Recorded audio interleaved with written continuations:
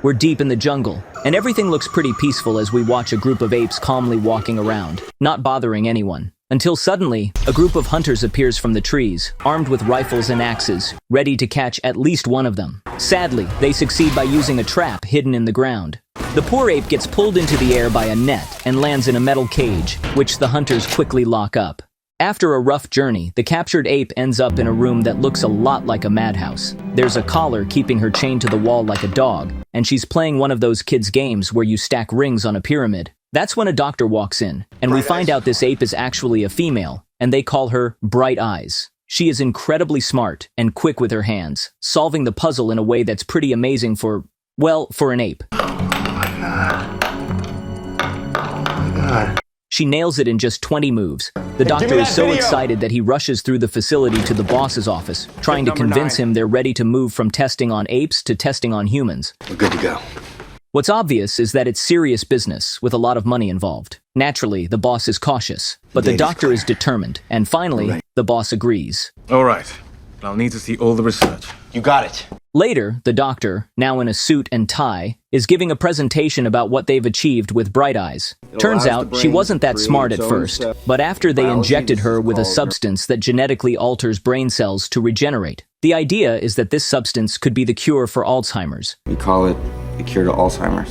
When the doctor says this, the rest of the guys in suits look shocked. Back at the lab, Bright Eyes caretakers are getting ready for another round of testing, but the smart ape isn't happy about it. She grabs one of the caretaker's arms so hard it almost breaks. But luckily, another caretaker steps in to help. It's clear Bright Eyes is going through something. The caretakers are still trying to get Bright Eyes to calm down by offering her favorite soda, but it's just a trick. Bright Eyes doesn't find it funny at all and starts attacking them, trying to escape back to her cell. When they can't handle her, they pull out a tranquilizer gun. Bright Eyes gets even more out of control, destroying the whole lab while running away. The emergency protocol kicks in, and chaos breaks loose, all while the doctor is upstairs giving his big presentation. But the real action starts when, just as they're about to vote on human testing, and Bright Eyes smashes through the big window, scaring everyone in the room,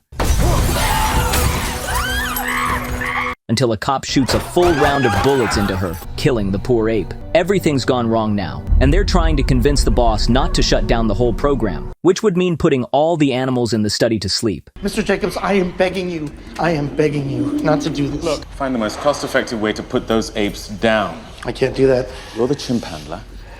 Handle it.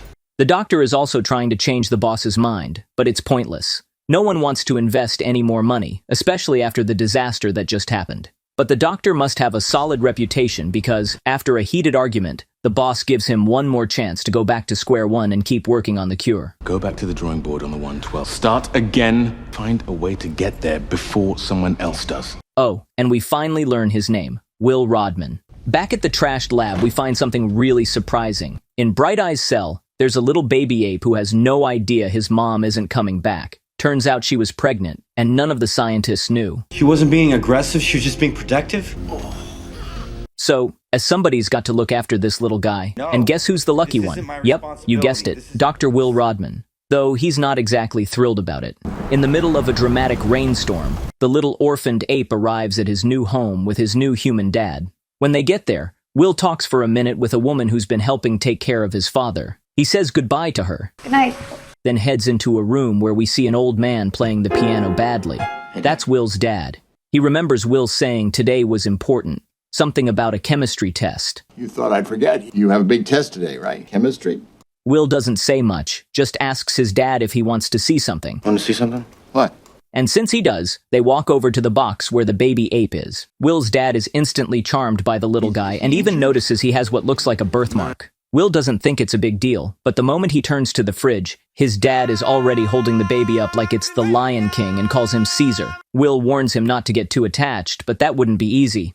Later that night, the baby ape won't stop crying. So Will gets up and decides to make a sauna in the bathroom to keep the little guy warm. It ends up being a really sweet moment, and you can tell it softens Will's tough exterior a little. The next morning, Will's dad is nervously looking for his car keys, but Will stops him, telling him he can't drive anymore. The confusion on the old man's face is hard to miss, and it's clear something's off. Meanwhile, the baby ape is sitting in his little chair, drinking from a bottle. Will, look at this. and it looks like he's super smart too. He's a smart one, isn't he? See those flashes of green? 2 years later, and the baby ape isn't a baby anymore. His name is Caesar now, and he's showing signs of advanced intelligence. He's also become quite the little acrobat around the house. By age 3, Caesar is already using sign language.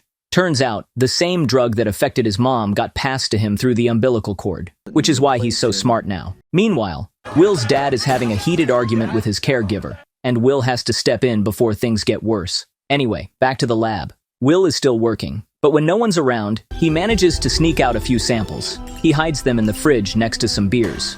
Later that night, he prepares the sample and injects it into his dad. The next morning, his dad is like a new person, playing the piano perfectly. Looks like it worked. Meanwhile, Caesar is up to his own adventures. He sees some kids riding bikes outside and wants to join them. So, he finds a way to sneak out. But by the time Will and his dad notice, poor Caesar is being chased by an angry neighbor with a bat. Will gets there just in time to save him. If I see that animal anywhere near my house or my kids again, It won't happen again. damn right it won't. And they take a shaken and slightly hurt Caesar back home. To treat him, Will takes Caesar to a vet at the zoo. While they're there, Caesar tries to get Will to flirt with the vet.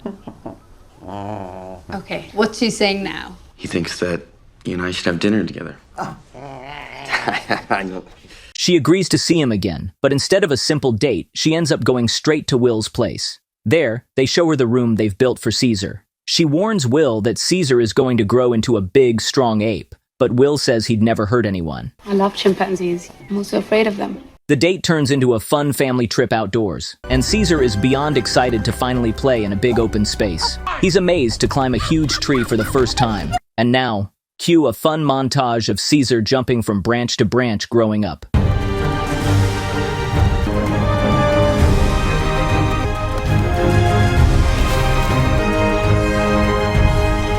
Five years later, Caesar is like a moody teenage ape. After getting into a showdown with a German shepherd, Caesar.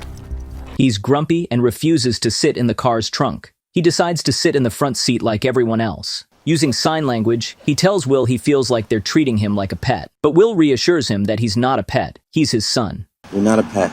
I'm your father.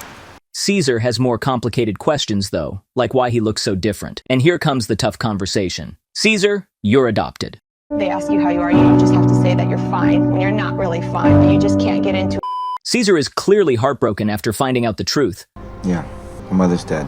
She was given medicine, like the medicine I give to Charles. She passed it on to you. That's why you're so smart. But he's not the only one shocked. The vet didn't know either, and confronts Will about it. She warns him that things are starting to go downhill. I designed the 112 for repair, but Caesar's gone way beyond that. He's strong, Will. But he's trying to control things that are not meant to be controlled.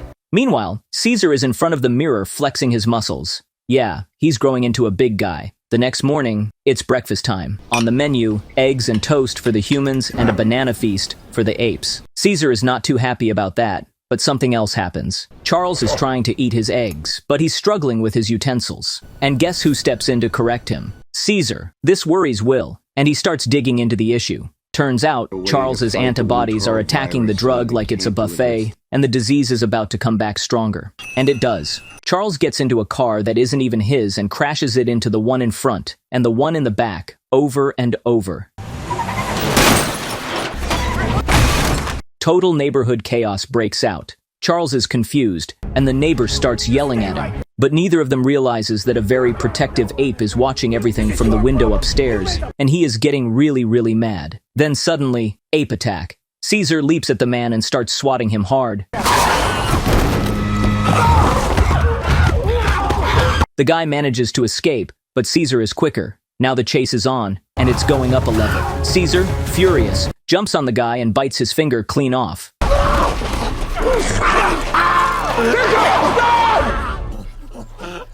Bon appetit, Caesar.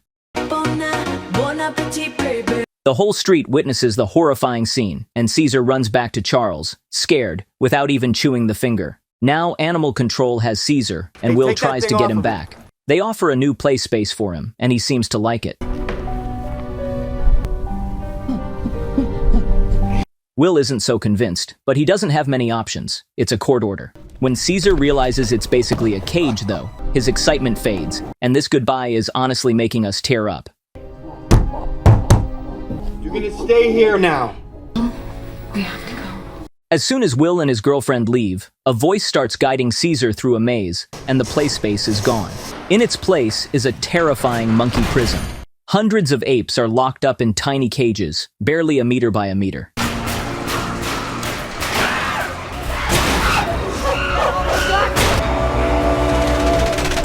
Meanwhile, Will is still trying to get his furry son back through legal means, but it's not working. At the same time, Charles's illness is getting worse.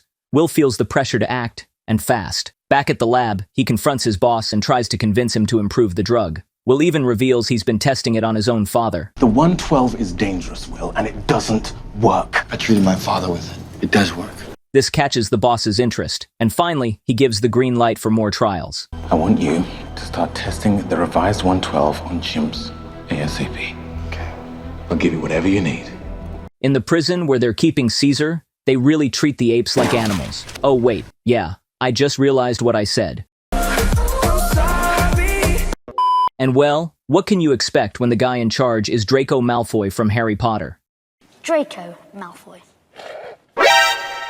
Caesar's not the type to eat that junk, so he throws it right back in Draco's face, which instantly makes him the popular guy around there. Draco doesn't take it well and gets back at him by blasting him with a high-pressure hose. He'll learn who's boss soon enough. At night, Caesar acts like a real prisoner and scratches a drawing on the wall. Does it look familiar? It's the window from his room, the one he misses so much. Back at the lab, the evaluations with the apes start again. They might be smart scientists, but not smart enough to avoid making the same mistakes. They pick one of the new test monkeys and take him to a room to be the first to get the serum. But when they start injecting him, the beast wakes up. Though for a moment, some gas leaks out, and Franklin, remember him? The caretaker from the beginning, accidentally inhales it. Back at the horrible shelter for orphaned apes, it's time to stretch their legs, so they let everyone out to play. But the problem is, this is Caesar's first time being around others of his kind. After rejecting a ball pass, one of the group starts ripping off his clothes. That's how things go in this place. Then, a chase and a fight start against the new guy.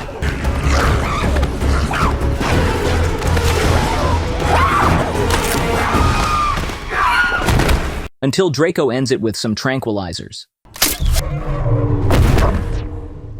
In the lab, the new test subject has developed the ability to write, but he doesn't look friendly at all. Franklin is looking a bit sick, but let's hope it's nothing serious. Back to Caesar. When he wakes up, he talks in sign language to another ape who somehow also knows it. This new ape warns him not to show intelligence because humans don't like it. Later, Will visits Caesar and sees that he's hurt.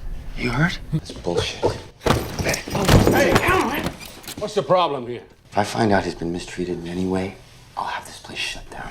But he can't do anything without a court order, which he still hasn't received. So he has to leave Caesar there, making Caesar lose more hope of ever returning home. Okay. Now they're let out again, and Caesar climbs to the top of a tree, realizing he can see the whole city from up there. Later in the cages, Draco shows up with his friends to show off his private zoo, and tries to impress them. And since this guy is the worst, he starts messing with the apes using a cattle prod.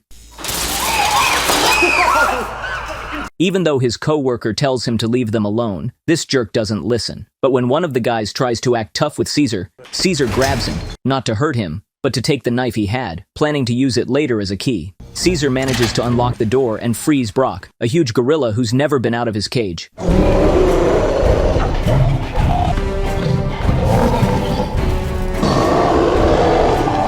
Caesar gains Brock's trust, then frees the ape who messed with him earlier, not to get revenge, but to teach him a lesson, becoming the new alpha. Now, the roles are starting to change.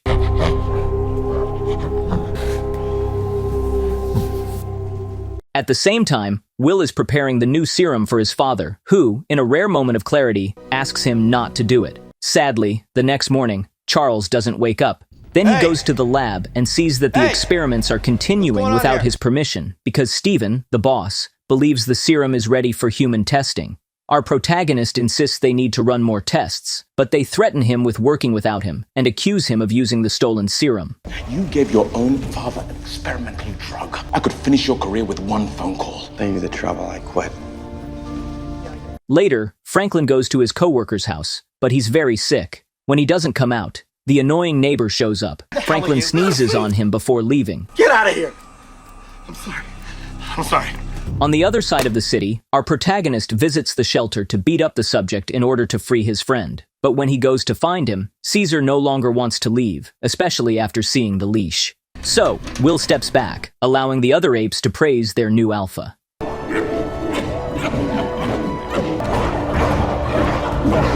Later that night, Caesar gives a cookie to Rocket before freeing him and assigning him another task, distributing the remaining cookies. He just wants the apes to stick together, but it's complicated since they're just animals and don't have much intelligence. As a result, after spotting a key to a door, he escapes, making his way to the house where he steals some new serums.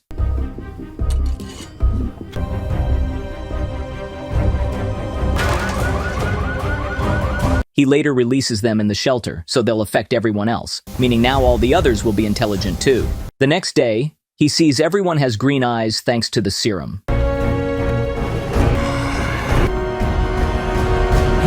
When the owner leaves, he realizes the apes are acting strangely, but he doesn't quite notice that Caesar is actually teaching them sign language.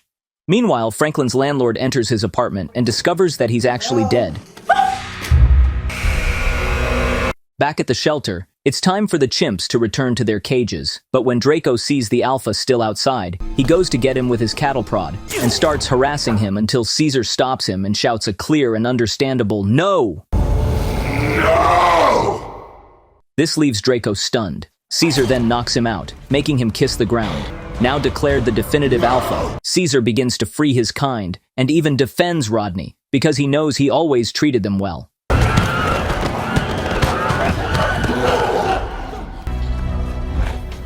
However, Draco wakes up, but ends up electrocuting himself.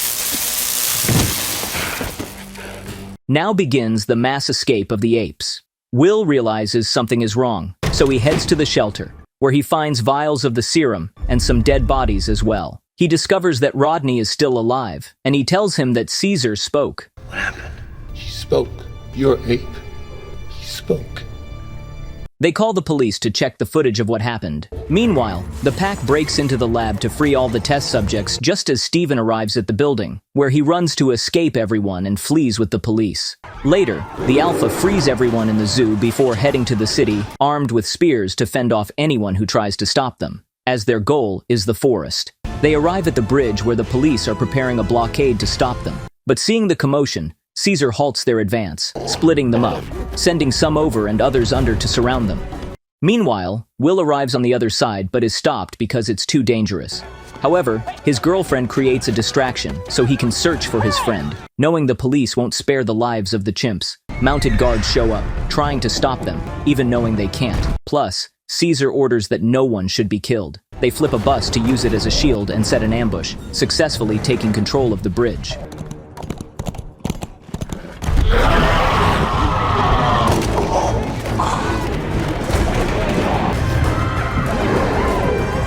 However, when Will reaches them, Steven's helicopter appears with a machine gun. Caesar throws a chain to take it down, but as the police shoot at him, Brock sacrifices himself to save his leader, causing the helicopter to explode.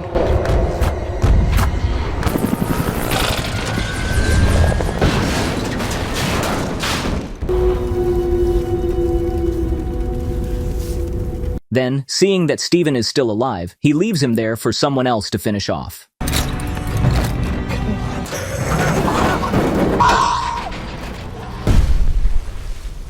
The group continues onward while Will takes a car to reach the forest, only to be attacked by one of the apes until his friend protects him, knowing he won't do anything wrong. Then, our protagonist seizes the chance to ask him to end this by returning home with him, so he can protect him from whatever happens. But seeing that all his kind are there, Caesar approaches his former master to say goodbye.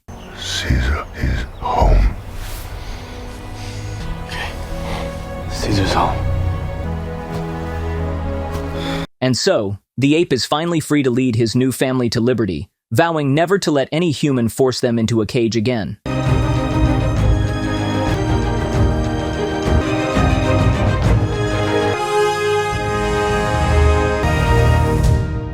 However, before it all wraps up, we see Will's annoying neighbor heading to the airport because he's a pilot. But since he's sick just like Franklin, he'll end up spreading the virus, causing the end of humanity. This was Rise of the Planet of the Apes. Don't forget to like, comment on what other movies you want to see on the channel, subscribe, and activate the notification bell so you don't miss the next recaps.